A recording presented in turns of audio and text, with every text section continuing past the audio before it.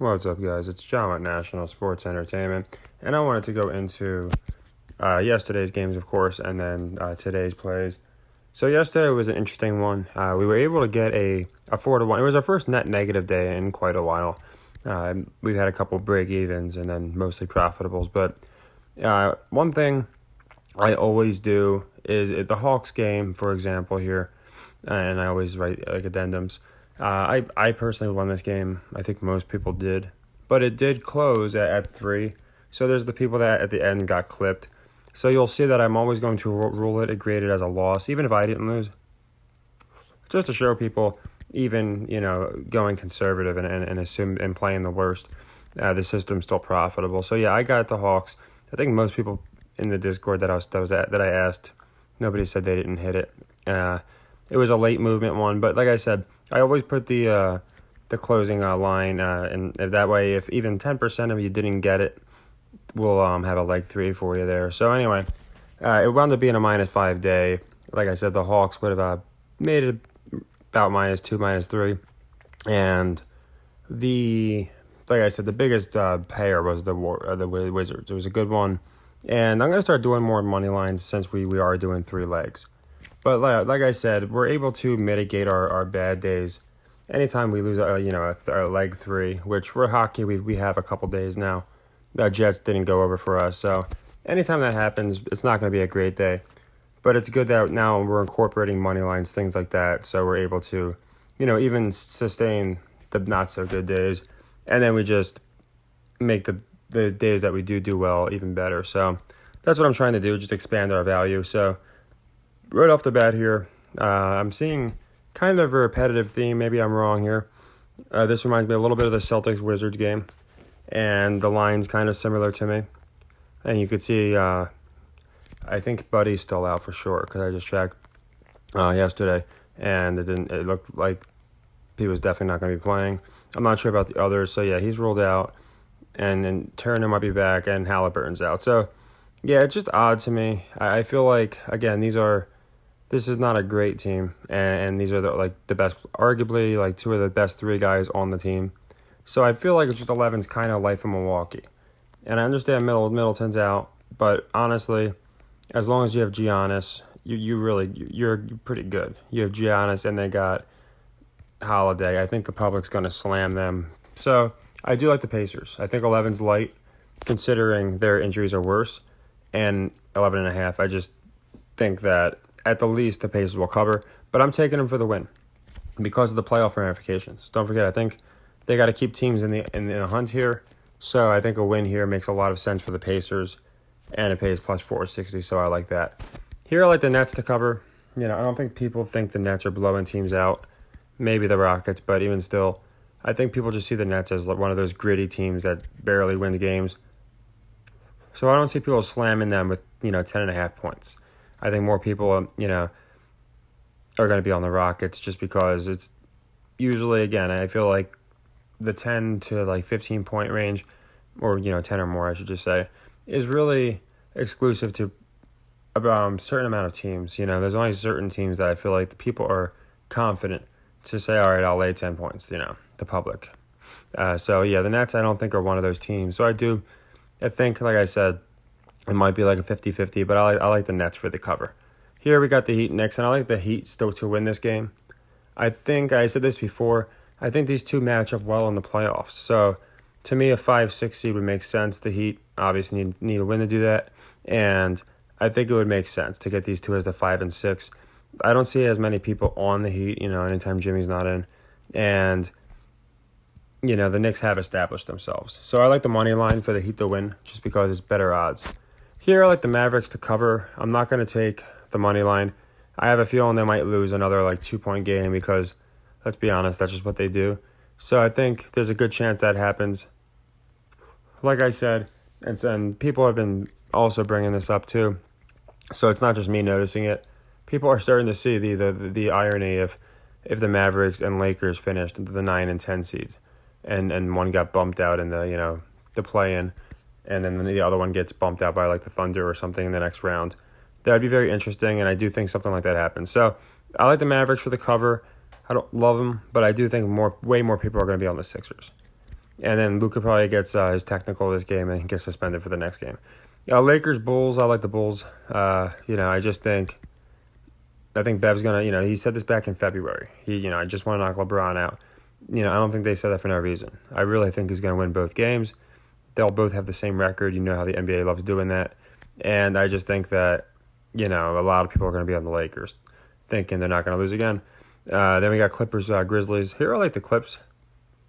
I looked at the players, and I just feel like it's a good one. Now, it is one that I originally did like the Grizzlies because it was just one where I felt like I looked at the lineups on both sides and I felt like they were more beat up. But then I thought about it, and I think in Memphis, I like the Clippers. So that's one that I slept on. I originally liked the Grizzlies, and then I was like, nah, I think the Clippers are going to do it. Then we got Pistons, Thunder. I like the Thunder for the cover. I think they're winning anyway, and I think they want to make them look pretty strong, SGA, so when they match up against Lakers or whoever they play in the play-in, they look like they can be a formidable team. Here I like the Jazz. I like the cover. I just think, again, they need to win. They played the Lakers the last game of the season. If they're like 3 games out, it wouldn't make any sense. So, and you look at the injuries. So it's one of those where they're so beat up. It's not like they're that much better than the Spurs. They have nobody. So I could see people on the Spurs this game. Here are Wolves again. I like the Wolves for the win.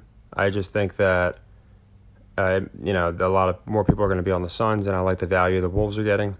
And finally, I like the Kings to cover. I like the Kings to cover because, the Blazers are basically running a summer league roster. And they're not going to, this is like wrestling. They're not going to allow a summer league developmental roster to bury, guys like Fox and Sabonis. So, yeah, I think it's like a 50-point bludgeoning. And like I said, and then it's all about, like I said, the legs and how I prioritize them personally. So some people, you don't have to do them exact, but this is just what I like. So you can see I'm, keeping the Pacers as a leg 1. Yeah, I could have made the Wizards a leg 2 or 3 yesterday, and it would have paid out much better. But we just have to know the odds, and that they're not the odds of 460 paying out aren't that great. So I try and reserve them for leg 1. Now, like I said, I like the value here with the Heat. I think they will finish as the 5 and 6, and I also like the fact that I think more people are going to be on the Knicks with the injuries. Predominantly because of Jimmy Butler. So, like I said, I like that. Wolves, I made a leg 2. They're both. I think these are good odds to take. And as I went over in prior videos, anywhere from plus 125 to plus 155. I feel like a lot of people are just like, oh yeah, basically paying out even. It pays like the plus 130, 140s start adding up so quick, especially with this type of system. For example, this leg 3, it's only plus 125. So most people will just say, oh well, that's just barely above, break and juice. But the difference is, when we do it on a leg 3, it's for 4 units. So we're getting an entire unit here with that plus 0.25, so it does add up. That's if they win, of course.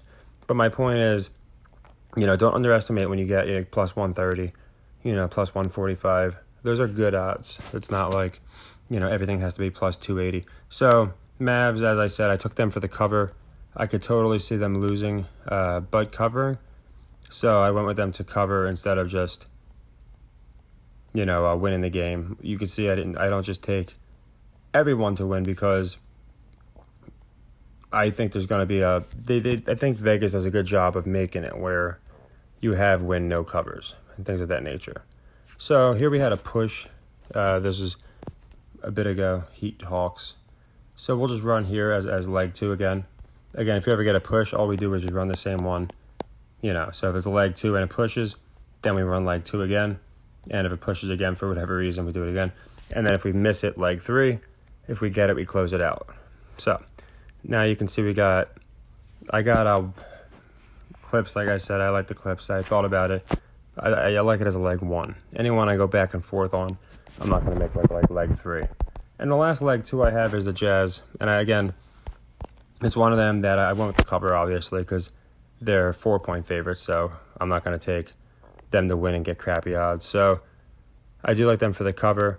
And honestly, like I said, I went through, ran this back to like the beginning, and basically there's no open sequences. So that's why you've been seeing more leg twos and leg threes lately. Because what I do is I go back and make sure we have them all closed out. And you can see we have a couple open ones, but almost every one of them has been closed. So essentially, I just try and find any sequence that has an open leg one on it, or one that pushed. So here's one Pepperdine. I'll find hanging shavs all the time, but it's like probably like maybe a handful that I might find that we have as far as open sequences. And then I do have a leg three outside of the Bulls, and I like the Avalanche to go on over here because them and the Wild are two of the worst teams on that. They've gone under like 60-something% of the time, both of these teams. So it just stands to reason that I think the public is going to slam the under on these teams. So my only hockey play is Avalanche Wild to go over. We killed it with hockey, and then like 3 days in a row now I've played like one or two hockey plays as like a leg three, and it hasn't gone good. Yesterday I played four, we missed them all. So I think we get back to our winning ways in hockey. Again, it's just the numbers always wind up breaking even. But yeah, so those are our plays. Again, I always try and update our tally. And for anybody that's following my exact picks, this is exactly, how I have them plugged in. Now, like I said, for me personally, I did get the Hawks yesterday. So if somebody, if you got it, then obviously, you're not running a leg three. You just close it out. But for anyone that didn't catch it, then you can just plug in my leg three for that loss. You just plug it in, and that, you don't chase it, of course. That's what I don't chase it. So after the third leg, I just close it out. But if you did catch it, then obviously you're not going to be playing another leg. Like I said, I like to be more conservative. So if there's even 10% that got clipped at the end, at least that now you can play a leg three for it. I'm just playing it for that perspective. So yeah, those are all of our plays. I'll be looking into the college basketball, and tomorrow is kickoff for, or whatever you want to call it, pitch off for the baseball season. So that should be interesting too. Tee off, I don't know. I think that might be what they call. But anyway, that'll be interesting. There's a couple teams that I've been looking into just to kind of look at the matchup of the pitchers to see who I don't think is going to get swept. And also I looked into some futures. I like the Guardians, Cardinals, a couple other teams. So I'll go into baseball tomorrow. I'm looking forward to that. And as far as basketball, I think we did good tonight. Had a rough one last night. Wizards really bailed us out. It would have been a much worse night if it wasn't for the Wizards. So maybe the Pacers come through tonight and do the same thing. So take care, everybody, and happy earnings.